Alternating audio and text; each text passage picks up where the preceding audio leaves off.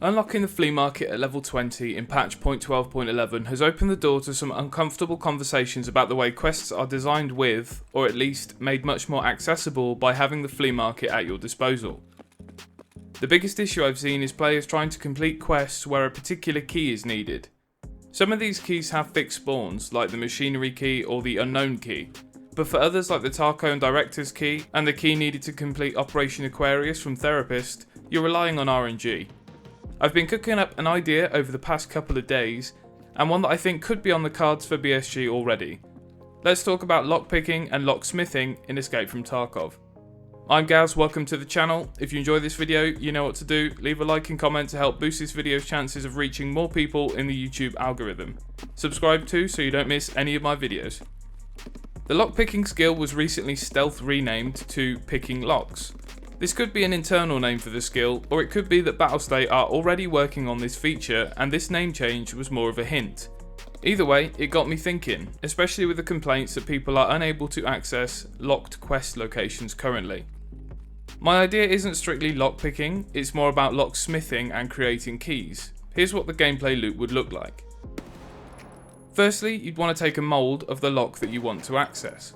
A new item would need to be added to the game called putty or something similar. You would either find these in raid or craft them in the hideout. Once you have a mould, you'll take said mould to the door or lock that you want to get into. On the context menu, there would be an option to take mould of the lock. You'd now have a print of the lock. I'm unsure if I'd be happy with players throwing this in the secure container or if you should have to survive with it, but either way you'd need to get it out of the raid. The next step would be to go back to the workbench in the hideout. With some relevant materials and the mould, you would kick off the craft of the key. This could take 30 minutes for lesser keys and 12 hours for higher end keys, but I'm sure BSG could figure out the optimal timings. After the allotted time is up, you'd receive your first brittle or flimsy key. It's a one-use key for that door. One use sounds useless, but at least now you have the mould in your workbench to keep crafting this key. And the more you craft and level up the skill, the more usage you get from your keys. I'd envisage a level 1 to 50 system where each level corresponds to the amount of usage you get on crafted keys. Then, when you hit mastery for the skill, the keys become unlimited use, the time taken to craft drops way down, and possibly the materials required to craft are reduced. I believe this change is both more lore friendly than finding keys in jackets and bags, and also adds an extra unique dynamic to the way that keys work. If this was implemented, I would be in favour of keys being removed from loot pools altogether. The exception to this rule would be marked room keys and any key cards, as there is something special about stumbling across an extremely high value item, and finding a lab's keycard is a huge moment in Tarkov that should be preserved. And of course, to prevent players from rushing reserve and only moulding keys there, I'd implement a system where the type of key you can craft is dependent on the level and mastery of the skill.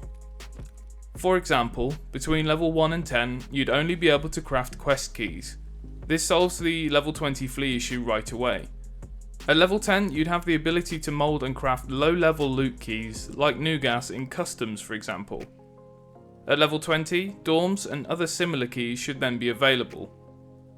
At 30, shoreline and similar keys. At 40, reserve and similar. And at mastery, you'd be able to mould and craft every key in the game, aside from the marked rooms and keycards as mentioned before.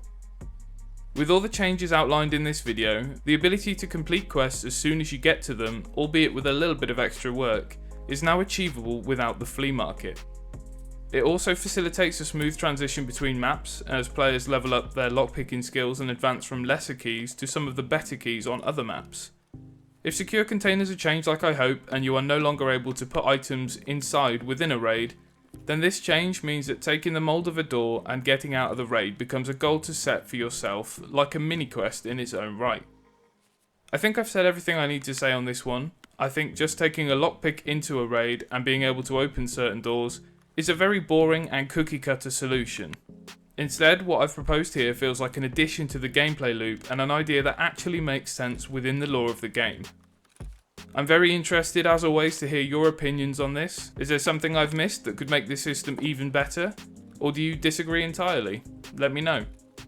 If you enjoyed this video, a like and comment as always would be greatly appreciated.